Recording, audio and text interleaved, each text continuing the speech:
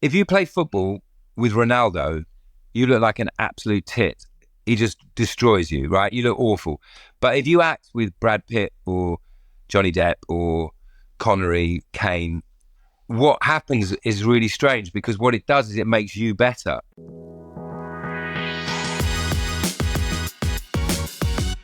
Welcome back to 40 Minute Mentor, the podcast on a mission to raise aspirations and inspire the next generation of category-defining founders, from purpose-led entrepreneurs to Olympic champions and even actors. You'll learn firsthand from today's successful leaders on what it takes to be brilliant, all in just 40 minutes. Today, we have a very special 40-minute mentor first, as we're joined by our very first Hollywood actor on the podcast, none other than the brilliant Jason Flemyng. Jason is known for roles in popular films, including Guy Ritchie's Lock, Stock and Two Smoking Barrels and Snatch, and Hollywood blockbusters, including The League of Extraordinary Gentlemen and The Curious Case of Benjamin Button. So it's amazing to have him on the podcast today to share his inspiring story and incredible mentorship with us all. Jason, thank you so much for joining us on 40 Minute Mentor. How are you doing today? I'm good, James. I'm good. I was just saying just before we went on air, I've just got the 12-year-old twins to school, which is literally like Battleship Potemkin. It's every morning I wake up and it's just a war zone. Absolute carnage. Yeah, I'm sure our listeners can relate to that. Well, listen, we've had the pleasure of knowing each other for, probably going on 10 years when you kindly you let me video you for a careers chat I was doing for our old school, Christ Hospital. Shout out to the old Blues. And I've always wanted to get you on the podcast ever since we started. So thank you so much. I know how busy you are. But for those that maybe don't know you as well, we're going to warm you up with a few quick fire questions, and then we're going to dive into your career and hear lots of your mentorship. So first up, can you finish these sentences after me? Number one, the most memorable day in my career was when? The 21st of June, 2009, I think it was. So it was during the filming of Benjamin Button, and I was on the edge of Lake Pontchartrain doing a scene with Brad Pitt, being directed by David Fincher. And I sort of at that moment realized, I thought, okay, so everything after this is a bonus, because when I said I wanted to be an actor, to act in a film that was nominated for 13 Oscars and to be in that sort of company, I thought, that's it, man, I'm done. Now I can go and do Panto. Boy, done good. I mean, nobody else in this podcast will ever be able to come close to that. So amazing. One word others would use to describe me is? Self-effacing. Fair. My biggest failure to date is? Self-effacing. Brilliant. I measure success by? Air miles. Oh, good one. Very good. And if there was one thing I could change about acting, it would be? Closer to home. Fair play. I think last time we were WhatsApping, you were in New Zealand or something. So yeah, I can imagine you're away quite a lot. Awesome. Well, we're going to dive straight in. I want to turn the clock back a little bit, if you don't mind, Jace, and find out a bit about your upbringing and how you got into acting. You've previously sort of talked about seeing friends from your earlier life drift into a life of crime, end up in prison. So tell us a bit about what it was like growing up, and how did you get into acting, and how did it keep you on the straight and narrow? I had a pretty good upbringing in the sense that we didn't really know any different. My mum brought us up on her own. My dad was a sort of distant figure, although I loved him dearly. He was pretty hands-off and not present. And so very early on, I got into a company called Group 64 in Putney, which was like when I was like 8. And it was a theatre group. And I went, I really like this. And then I went to primary school, and there was a girl called Alice Overy who was playing Dorothy in The Wizard of Oz. And I was just beginning to start my hormonal male journey. And I was like, I really want to kiss Alice Overy. So I kind of auditioned to be the Scarecrow purely to kiss Alice Overy. And she ran off with a Tin Man. But it made me realize that it was an identity. And, the thing is about life, I think, everything is about confidence. And to get that confidence, you need to know who you are and what you want to do. And for me, acting was just an easy jacket to put on. I was like, yeah, I'm Jason, I'm an actor. And that sort of suited me. It opened up the world of girls, and it opened up the world of fun. And that was really something which stuck with me. And that's really, apart from the world of girls, that's remained really my main motivation. I was just going past the tube yesterday morning. My kids had just changed school, so I'm driving them to school. And there's a tube strike on in London. And as I drove past the tube, I saw like 220 people on their phones trying to get through a gate to get on the tube. And I said to the boys, I was like, boys, That's why you have to make a decision about what you want to do with the rest of your life. And you have to start that journey now. It's not about income. You know, an Uber driver gets to choose when he goes to work, when he doesn't go to work. Obviously, that's financially driven. But the fact is, if he wants to go and see his kids play football on Saturday, he can. And that's the life you need to sculpt around you, not 13 years of 9 to 5, you know, with 2 weeks in the summer off. Yeah, fair enough. No, thank you for sharing.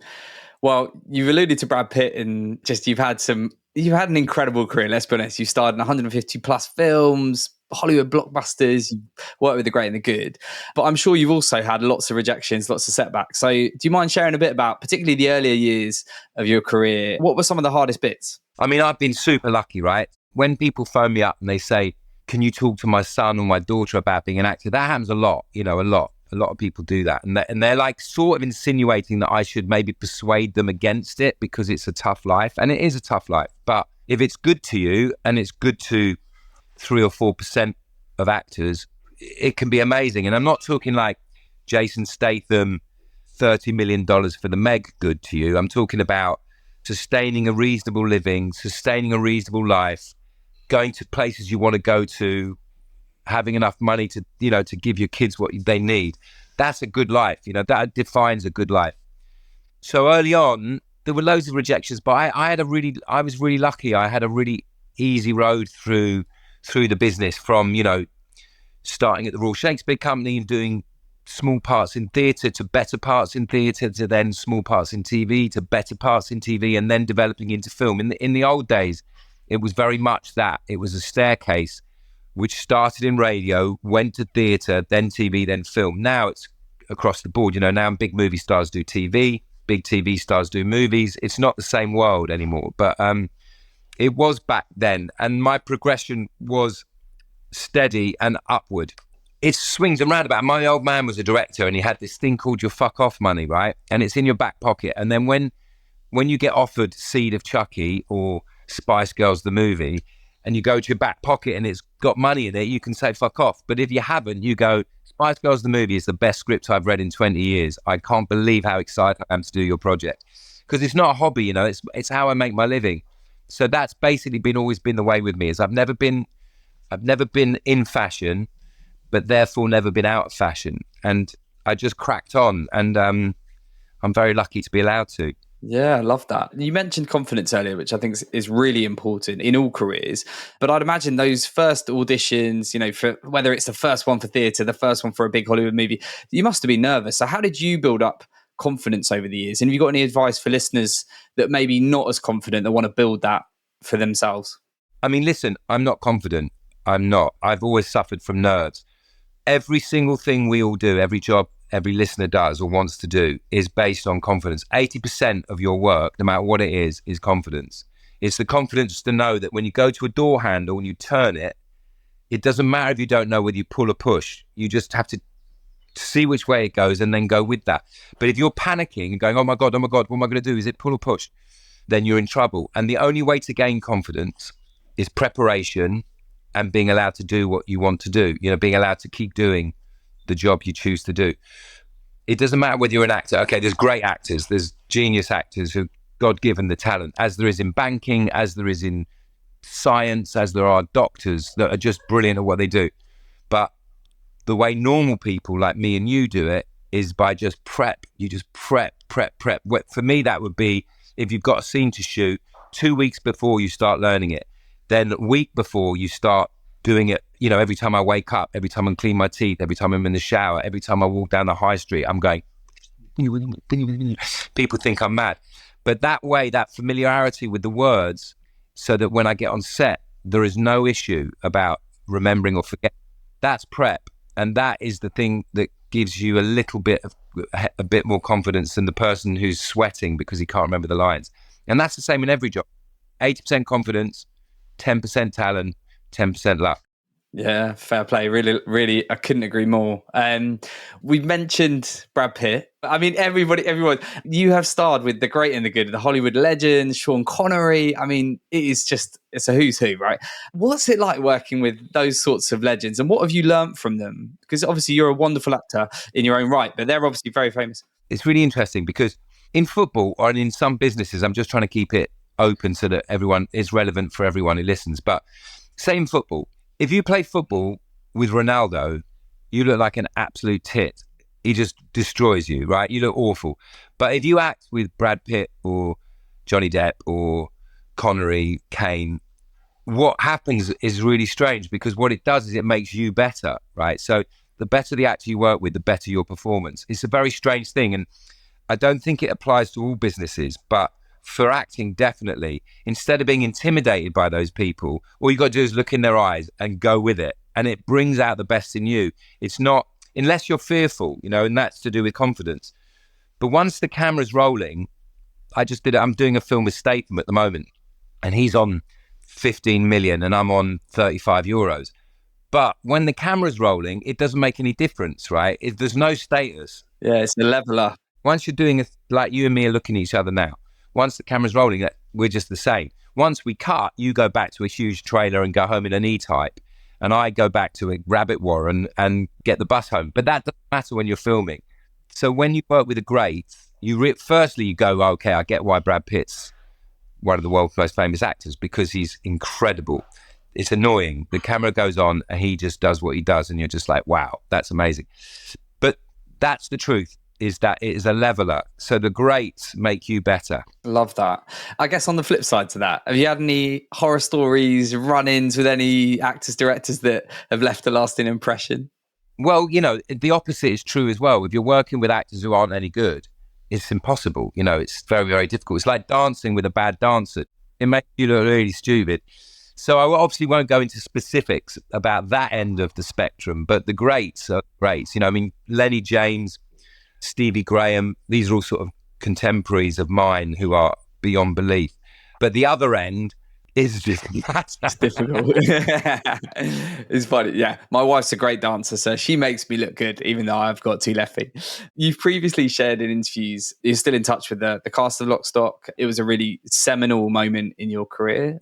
Did you ever expect it to be the cult success that it was? And how important have those relationships been sort of for the rest of your career? So the WhatsApp group for Seed of Chucky isn't that active. WhatsApp group for Save Me and the Lock, Stock boys is very active, because the thing with success is it's very bonding, right? And obviously it's an enjoyable time and something you want to hold on to. It's also been casting directors and America are lazy in the sense that they go, if there's something successful, they want a part of it. At the moment, and for the last sort of 5 or 6 years, casting people have been like, get me one of the kids from Game of Thrones. That's it, right? That's all. They don't care which one. But that's your sort of badge of authenticity, is to be in Game of Thrones. And when we did Lock, Stock, it was get me one of the boys from Lock, Stock. And, Statham was too expensive. Nick was too good looking.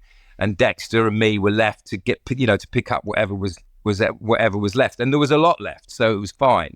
At that time wanes, and then the next thing comes. So you constantly have to try and progress, not really reinvent yourself, but keep things moving so you're not just that geezer from Lock, Stock. And by the way, that was my situation for a long time. And then Benjamin Button happened, and recently I did Boiling Point and Save Me, and those things keep you sort of current, but you do need to keep current. And that is the dance that you lead when you're an actor. You've got to try and keep yourself in League Division 1, even if you're right at the bottom, the Premiership. I'm down at the bottom, relegation, but I'm still in there. Yeah, fair play to you. And I guess if there's any aspiring actors listening to today's episode, what advice do you share to them in terms of, or maybe things you wish you'd have known before you started out on this journey? Well, it's different, James. It's a different time now, So if you're a violinist, you can get a violin from under the bed and play it and practice. And it was never like that for us as English actors. You needed to be allowed to do it. Someone else had to give you permission to do it.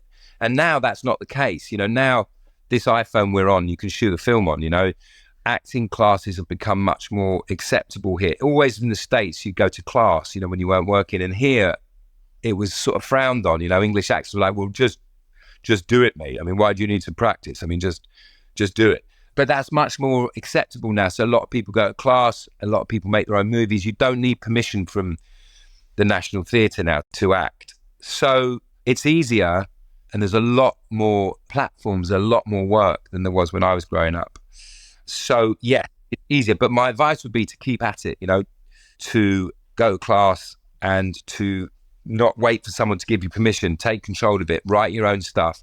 There's a thing on at the moment called Baby Reindeer, written, directed, starring one guy. If you can write, that's the key. If you can write a script, like Guy Ritchie wrote Lock, Stock, they said, you're never going to be able to direct it. You've only directed music videos. He goes, then you can't have it. And they're like, no, we'll make your film, but you can't direct it. And he went, well, then you don't make the film. And if you've got the balls to do that and you can write, world's your oyster. If like me, when you write, it sounds like your Christ Hospital English essay when you were 14, then you need to either find somebody who can write. Sounds like me. Or find another way. Yeah, fair enough. No, it's very true. And I think, there's a lot, and this comes up all the time in the podcast, whether it's founders of tech companies or investors or whatever, that just honing your craft, sticking at it, taking big bets sometimes. You've got to just back yourself, don't you? And just keep going. And it's great advice. Don't be self-effacing. Self-effacing is not, I mean, it's endearing, but it's endearing. No one wants, they want somebody who they believe in and who can be confident in. Yeah. But then I also believe, don't be a dickhead either. I mean, that's the thing. Sometimes those people get ahead. They do get ahead, James. You know that. Oh, I know. It's so annoying. But you're a lovely bloke and you've been very successful. So we'll focus on that. Yeah. I wanted to come off factoring a little bit and just talk about paying it forward. I know you're a big believer in mentorship and paying it forward to others. You've done some amazing work in prisons, the Samaritans, a refugee community kitchen in Calais. So do you mind telling us a bit more about your involvement in these causes and why are they so important to you? I've always been a political animal. It's always been important to me to try and think of myself as a kind of part of a global community rather than a nationalistic one. I've always felt that. I've always felt that borders were always a questionable concept for me. But if I'm honest, a lot of it is to do with my own mental health and my own belief that I suffer slightly from an imposter syndrome. And I think that everything is karmically related. That if I give a homeless geezer as I go to an audition, then I've got a better chance of getting the job. And that's at its most basic, right? My wife goes, Jay, you're only giving him a tenner because you think it's going to mean you get the job. It's not actually that kind. It's weird. And I'm like, I know. On a bigger scale, I kind of feel lucky, very, very lucky, very fortunate for having the life I have. And I feel that there's a debt to pay for that. And that is that, as I grew up, I had acting and I had this desire to do something which kept me straight, kept me focused. And if I hadn't had that, I could have easily gone left and right many, many, many, many times, as a lot of people did. So my work in the prisons is really about the avoidance of a path that I could feel that I could have easily gone down. And also, we all make mistakes. We all make terrible mistakes, and good people can do bad things. And I think that's very true. And I think all the stuff I've done in the prison, I've met some amazing, remarkable people in prison.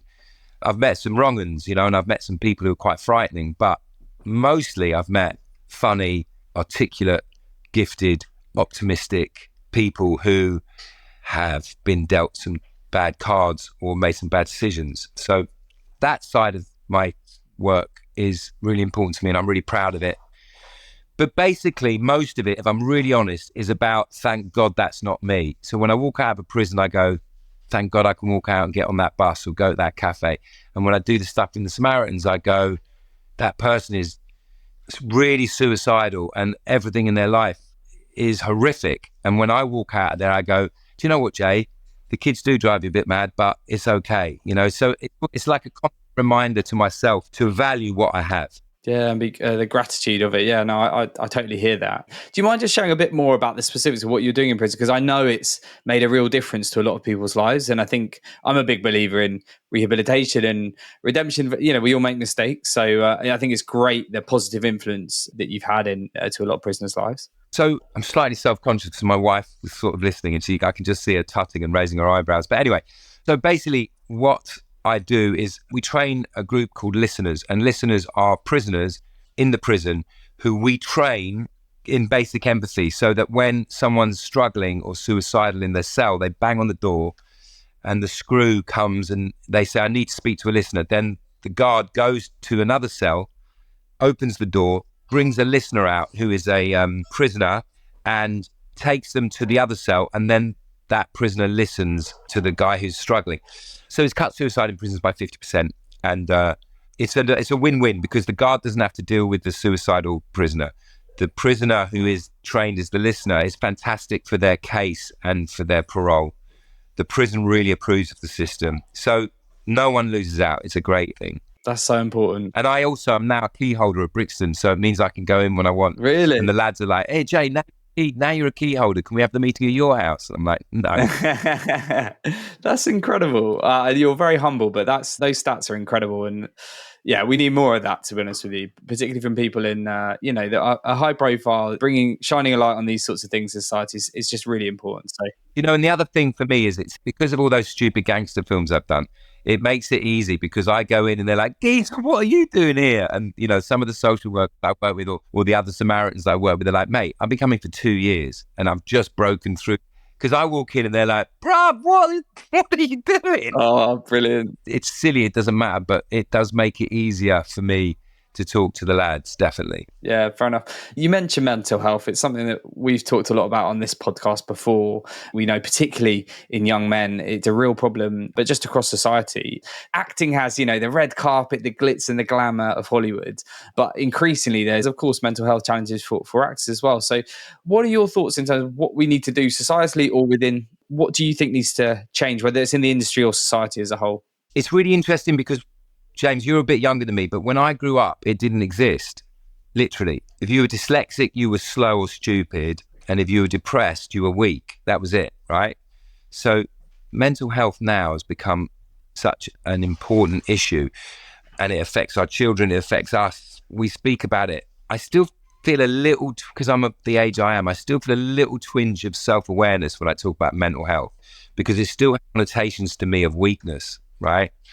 But as you know, and I know, that's a nonsense. As much as your physical health is massively important, so is your mental health. And one relates to the other. So for me, to keep sane and to keep positive has always been associated with exercise. So I've always run. So when I arrive in a hotel or I arrive somewhere and I'm away from the family, I'm like, what am I going to do? I'll put my trainers on and run from the hotel. And as I'm running through whatever city it is, by the way, I've had some amazing runs through Tel Aviv, through Moscow, through Jerusalem, South America, wherever it is. And that's amazing because that's a great memory for me. But that's the way I've always done it. I've always managed to keep my head together by exercising. And I think that's really helped me. And I know it sounds stupid, but anyone who's struggling, I would suggest getting out and running 200 meters, then walking back, and then the next day do 300 meters, or swimming in cold water. They're all basic and obvious things, but does make a difference. Yeah, it's been tough, and I'm 57 now. So I've realised I'm not vital to everyone's life. I'm 57. Films are less prevalent. TV, I'm less of an attractive prospect, and that's something to realising in the world that your contribution to your business isn't vital anymore is hard to deal with, but you have to deal with it, and you find your niche, change lanes slightly, start thinking about producing, writing. For me, that's what I'm doing now. It's like my mate's a photographer, a really cool fashion photographer. He's 56. He's like, Jay, I'm an old guy with a grey beard taking pictures of young girls now. It's not cool anymore. No one wants me there. And there comes a time, no matter what business you do, where there are younger, more attractive prospects and younger, more attractive choices. And that's the same in banking. That's the same everywhere, The wisdom of old age, like in Succession with Brian Cox, right? He's created that world, but no one wants him there anymore. And that's something we've all got to deal with. And you should, as much as you plan at 12 to work out how you're not going to be stuck on that tube at 22, you've got to plan at 22 how you're not going to be sidelined and kicked out when you're 60, and that's the journey. Yeah, I totally agree. And I think that the beauty is that these days you can continually reinvent yourself. There are so much opportunity with technology and lots of others. There's so many opportunities now. And I think we want to give a message of hope there for if you are at a pivot point in your career or life, there is always new exciting things to explore and adventures to have. To the listener, the pivot points of 14, 15, 21, 22 and 55, if you know those points are coming, just prepare for those ages because that's when you're going to have to go left or right. Love it. Thank you so much for sharing. I really appreciate it. We're sadly at our 3 final wrap-up questions. This is 40-minute mentor, Jason. If you could be mentored by anyone, dead or alive, who would it be and why? Look who's behind me. Look, Bob and Mohammed. Bob Marley, Muhammad Ali. You couldn't get better mentors than that. Love that. One's about the peace and one's about the fight. When to sit down and kiss someone and when to smack them in the teeth. That's pretty much the yin and yang. Love that. Those would be incredible mentors. So, and I think that's the first of the podcast. So I'm here for all the first. This is great.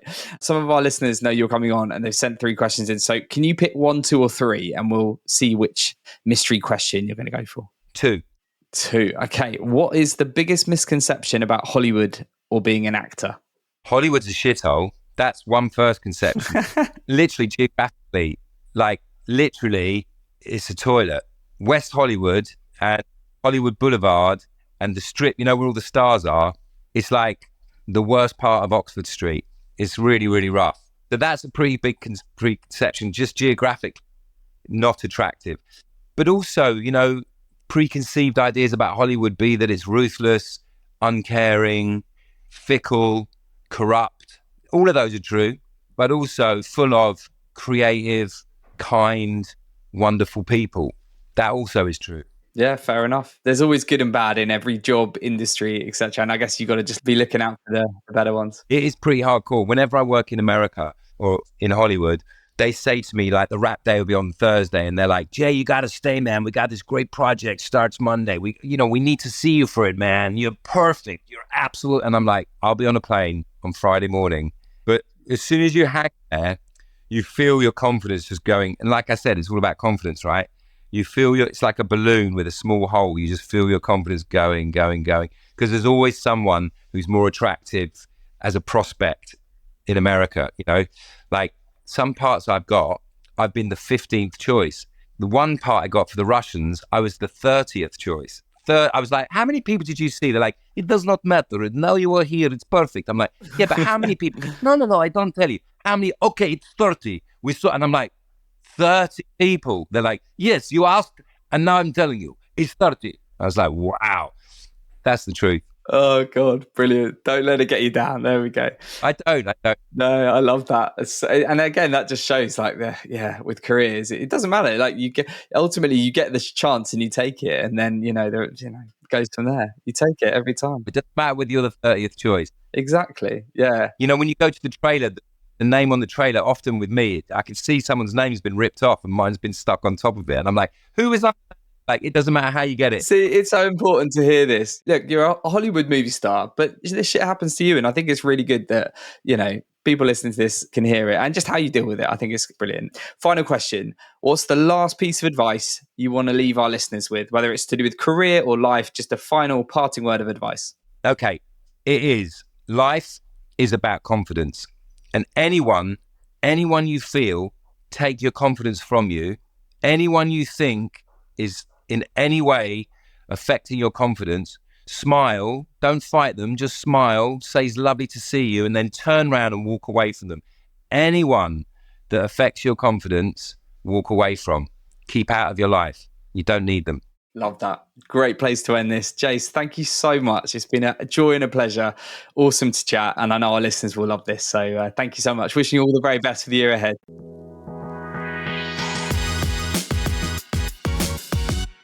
Thank you so much for tuning into today's episode. I really hope that you found it useful and inspiring. If we have left any questions unanswered, or if you have any feedback or guest recommendations for future series, then please make sure you get in touch on info@jbmc.co.uk. I often get asked by listeners how you can help us spread the word about 40 Minute Mentor. There are 2 simple ways you can help. Firstly, share this episode on your preferred social media platform, and LinkedIn is probably where I'm most likely to see it. And you can also leave us a review on either Apple Podcasts or Spotify. Every share on social media and review left on the podcast platforms really helps us to get 40 Minute Mentor in front of new audiences and share the power of mentorship even further. Thank you so much for your ongoing support, and I look forward to seeing you again next Wednesday for even more pocket-sized mentorship.